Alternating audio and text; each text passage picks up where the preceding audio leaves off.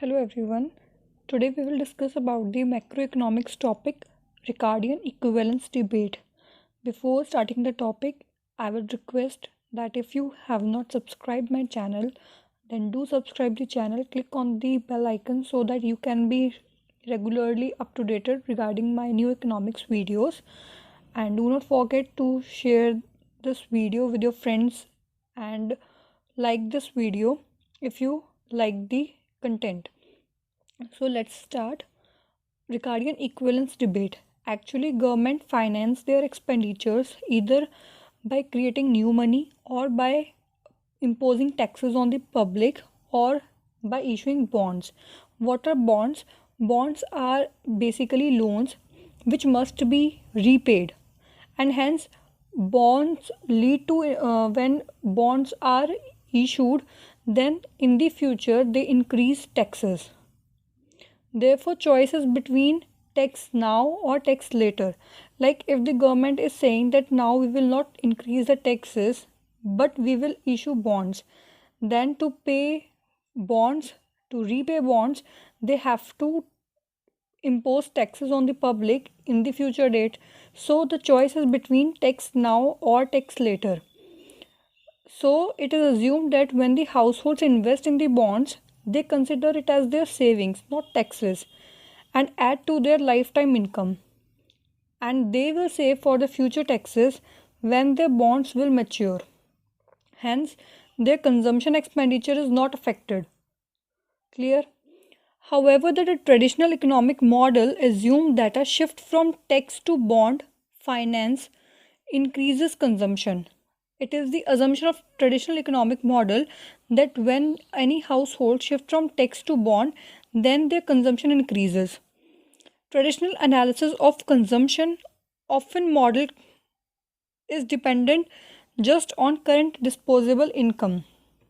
Current disposable income means how much income you are right now having to spend. That can be calculated by income minus taxes or Y minus T, and hence say that a bond financed tax cut raises consumption. But the central Ricardian observation is that deficits merely postpone taxes. How deficits can postpone taxes? When deficits, that is when if it sells bonds to public. Like if the government sells its bonds to public, then they postpone taxes. They do not impose taxes on the public right now, but they impose taxes on the public in the future date. A rational individual should be indifferent between paying $1 in taxes today and paying $1 plus interest in taxes tomorrow, because both are the same thing. A rational individual will be indifferent, means he will have no problem either he's paying $1 in taxes today or either he's paying $1 plus interest in taxes tomorrow. Since the timing of taxes does not affect any individual's lifetime budget constraint, it cannot alter his consumption decisions. Clear? The underlying idea is that no matter how a government chooses to increase spending, like it does not matter that how the government will choose to increase his expenditure.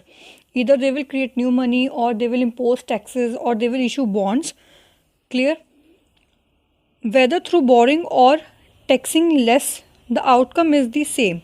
The demands remain unchanged. Means whatever the decision is taken by the government, it will not affect the consumption expenditure of the households. This is the main thing which is explained in this paragraph. The result of the irrelevance means unimportant of the government's financing decisions is the famous Ricardian equivalence between debt and taxes. Means this is the main debate in Ricardian equivalence debate. The main debate is between debt and taxes. What the government chooses, either chooses to debt or chooses taxes. To understand it clearly, let's assume that the government sells some amount D of bonds to each household at some date T. T is the date, and planning to pay back this debt at a later date, that is T2.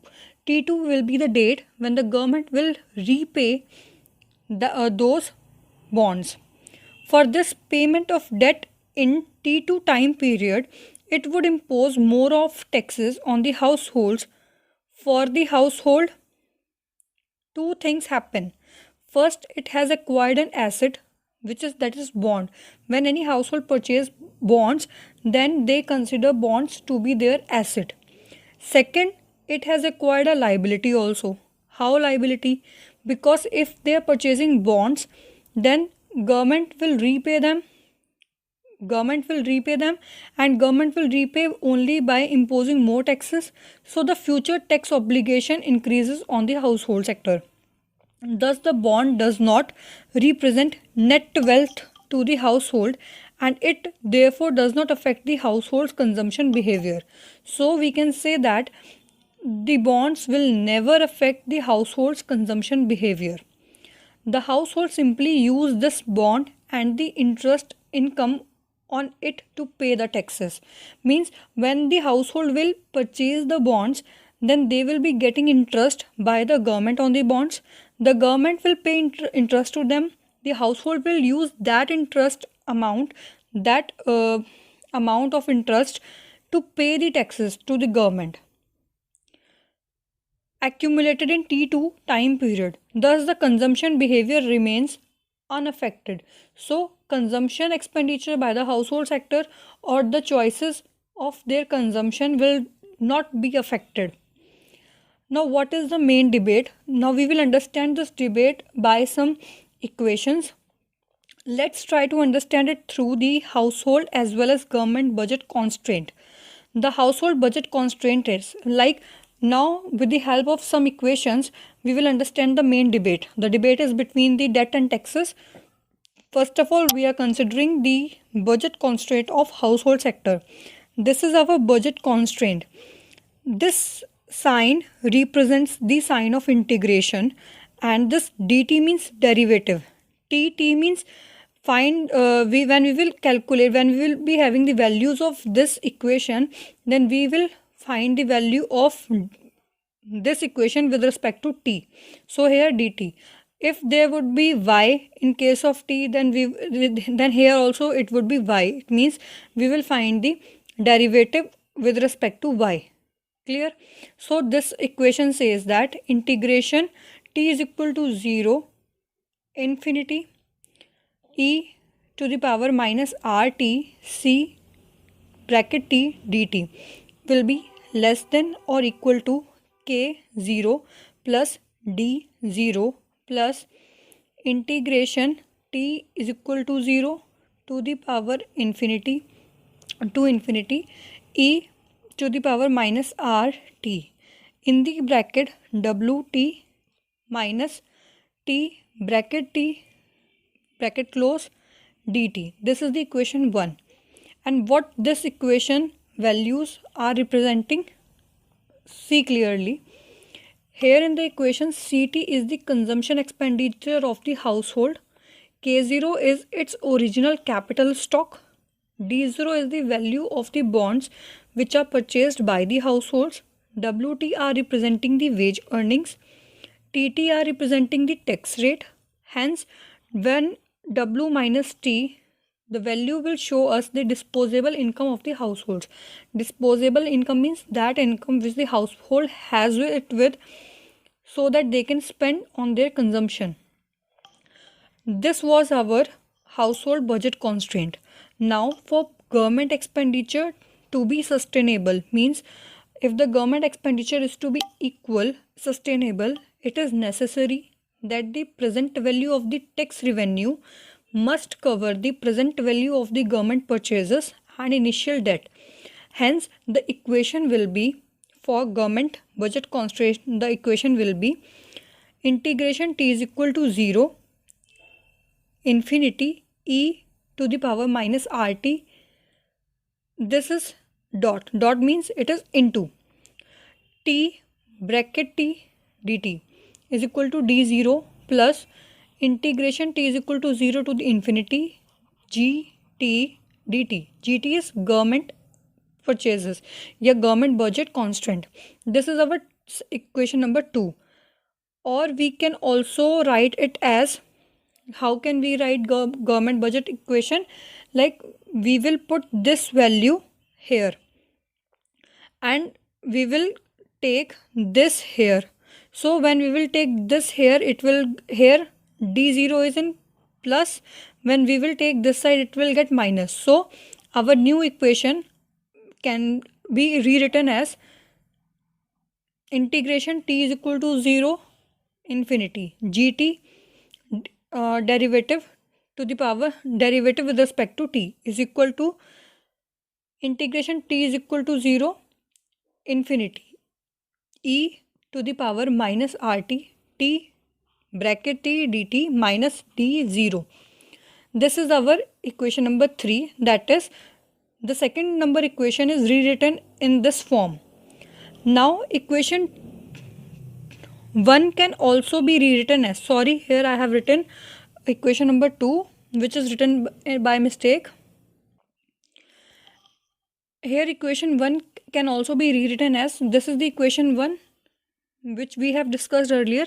How can we rewrite it? We can rewrite it as integration t is equal to 0 infinity e minus rt c t dt less than equal to k0 plus d0 plus integration t is equal to 0 infinity e minus rt bracket wt dt minus integration t0 infinity e minus rt tt dt. What is the change we have made here?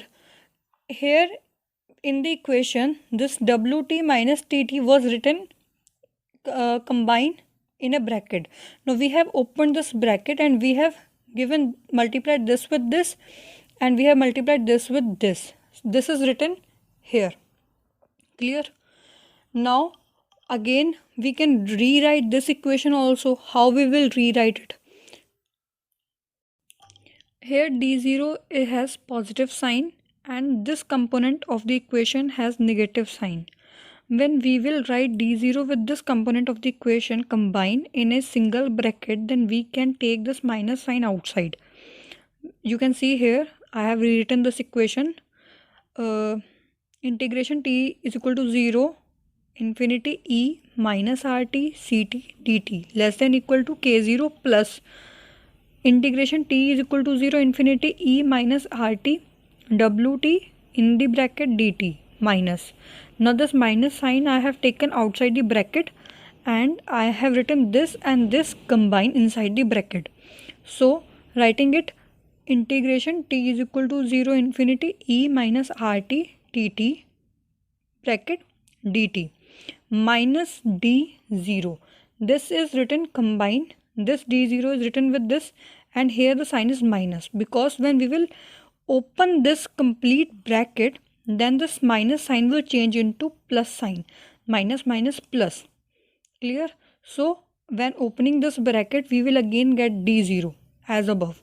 So this is our new equation, equation number 4. And from equation number 3, we can see that this component is equal to gt. This component, see equation number 3. This complete thing is equal to this thing. Clear? So we can rewrite the equation number 4 as integration t is equal to 0 infinity e to the power minus rt ct dt less than equal to k0 plus integration t is equal to 0 to the power infinity e minus rt wt dt minus integration t is equal to 0 infinity e to the power minus rt gt dt.